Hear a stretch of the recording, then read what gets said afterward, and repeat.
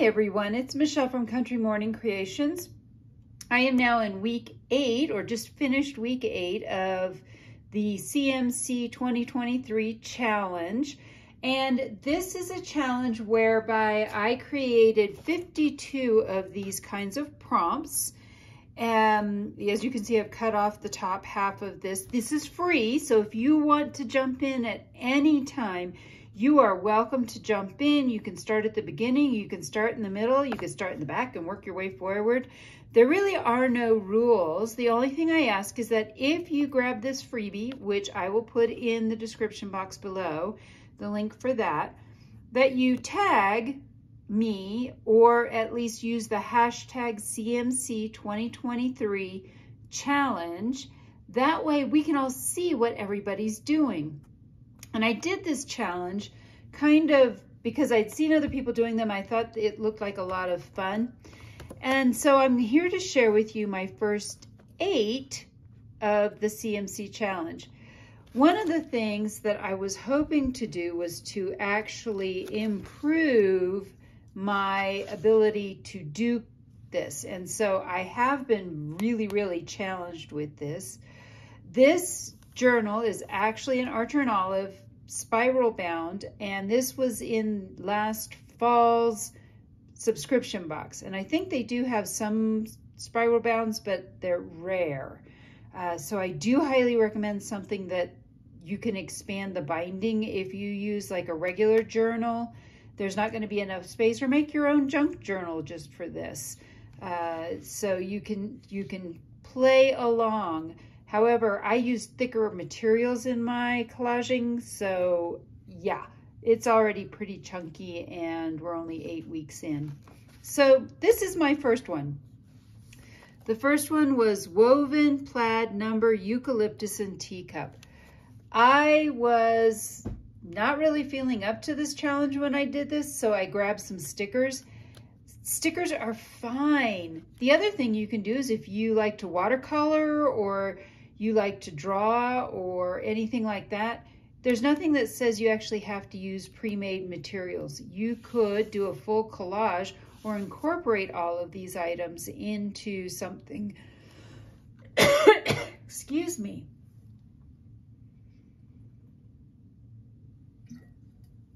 Sorry about that. It's really dry here in Colorado right now, and so I'm struggling with a tickle in my throat. Anyway, so you could draw your items as well. Then this was the second day, and it was paint, old postcard, item of your choice, sweater, and lamp. So for this one, I used, this is not really an old postcard, but it's a Tim Holtz one, so it looked like an old postcard. Actually, I don't think I physically had any. So again, use what you have. Don't go out and buy a whole bunch of new things.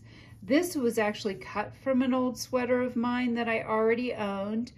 This is the lamp that I cut out of a reproduction 19-something Sears catalog. And then the paint, I used a credit card to make these streaks. And then I also used some gold paint around the edges. And then my item of choice was this Tim Holtz. The pity train is just derailed at the corner of Suck It Up and Move On. Pretty rude, but it's definitely the way I feel frequently, especially as a school teacher when my students come to me and say, oh, Mrs. Field, I didn't have any time to do that assignment. Well, that's because you chose to be on your phone the whole time during class. So suck it up and move on. This next one was border punch, embossing shapes, paper doll, and machine. So I went a different direction with this. I think machine could have been a lot of things to a lot of people, and I went with a coffee machine. So this has a very coffee machine feel with it. I had this embossing folder, so I embossed some coffee stained paper, and these are all stickers from my February Coffee Love sticker set, which is also available in my Etsy shop. So that was a lot of fun, and I love this border punch. That I think is We Are Memory Keepers. Don't quote me on that. Then the next one was Fairies Mail Acrylic Paint Letters and Plants. So this one had, I think, more flexibility. And again, one of the things I've seen with people who are doing this along with me, none of us ever make anything that looks remotely the same. And so this is very open to interpretation. So I grabbed a bunch of stuff. This is all, or most of this is from Cora Crie Crafts. She has a subscription box. And so a bunch of these are from some of her subscription box. I knew that was the only place I was going to find fairies. So I grabbed one of her boxes. And the acrylic paint, I just dabbed through a stencil. And then she had some extra things in here. This letter, that was a letter, so I grabbed that. Again, I didn't use a real letter. And then I also used letters. She has a really cool washi tape that has those letters. And then I used a mailbox, letters, and special mail. So again, mail and letters and different things, however you interpret it, that's kind of the fun part of this. This one was napkin heart newspaper, metal embellishment, and silverware. This one was kind of a challenge for me because this one took me forever to figure out what I was doing. So the heart is actually a Tim Holtz die cut. This was, I think, I had a piece of cardstock like this craft stock, and I used that and then put, this is some, well, it's a newspaper from October 2nd of 1909. This was a newspaper, these were newspapers that were used to insulate my mom's cabin. So when it was redone, she pulled all these out and gave them to me. So I have some really old newspapers. So that's the newsprint from this thing. And then I wasn't sure how to attach a metal plate, but I figured that out there. This was the napkin. So you have napkin, heart, metal embellishment. I had a stamp, and I think it's a Tim Holtz stamp, but don't quote me on that either, that had these 3 pieces of silverware on it. I just stamped that over it.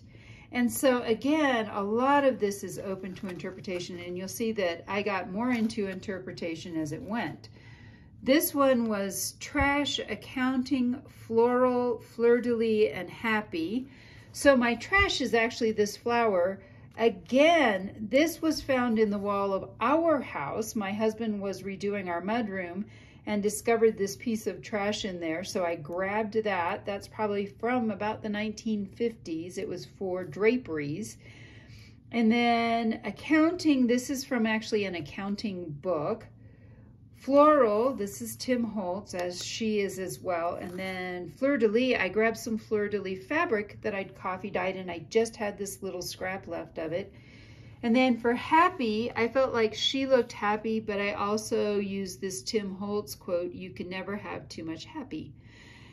Now, this is week 7. This took me 2 hours to do. There was a lot of dry time. There was a lot of cutting, a lot of things like that. So I'm not gonna lie, this took me about 2 hours to put this whole thing together. I edited the entire process down to a 30-second video, which is in my shorts if you're interested in seeing it. So pin, this is a Tim Holtz pin, stick pin, that I actually stuck. These are 2 little tiny Tim Holtz pieces that I managed to tuck in between it so it swirls around. Fabric, this was some leftover fabric that I had. I got that from Amy over at Floshi May Cottage. Laminate, I ran some flowers through my laminate machine. I've got a bunch of leftover. I did a big sheet, so I have a bunch left over to use in other art projects. I figure if I'm going to do that. Flower, these are flowers. Pearls, these are just stuck down. So it's a strip of pearls that I stuck to it. And then for the background, I wanted some kind of a background. So this is from Sam Pool, this die cut, and I cut both sides out so you could see through it. This is a Sam Pool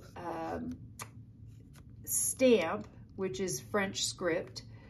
This is actually a mixture of things from Prima. I used Finnabair's It is some white gesso and some mica to get the color. And then this is the Opal Magic over top of all of this.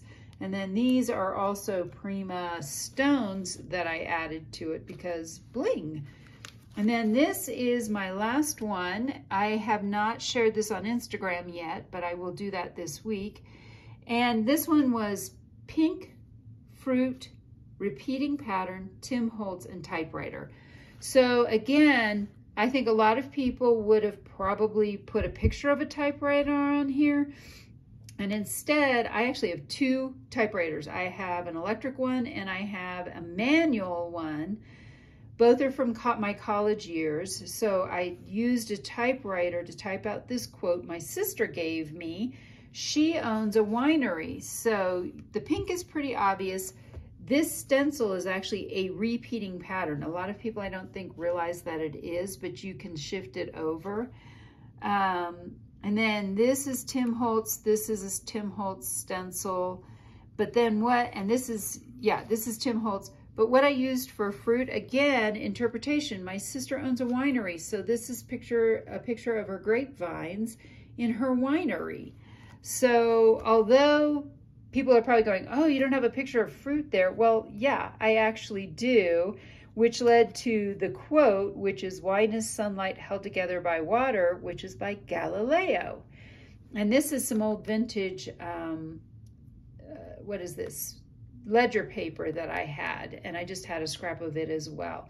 So again, the fun part with this challenge is that you can interpret things however you want, put them together however you want. I feel like this has really stretched me in my ability to collage. I love it. I'm having more and more fun every week. I am enjoying the process, so if it takes me 2 hours to create a collage, I'm okay with that. I have a lot of fun with it. But for example, I did not have to go grab my Sizzix and do this one again. I had this. I'm starting to grab more stuff out of my scrap barrel.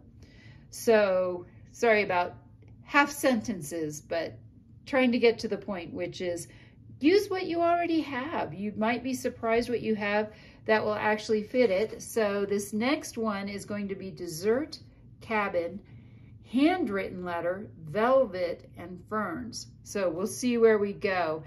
If you ever want to see my process videos, I am posting them in my shorts. I keep them under a minute because I can't do over a minute here on YouTube, but go over and take a look at my shorts. They'll show you my processes for all of these. And I will check back in with you again in about 4 weeks to show you my next 4 ones.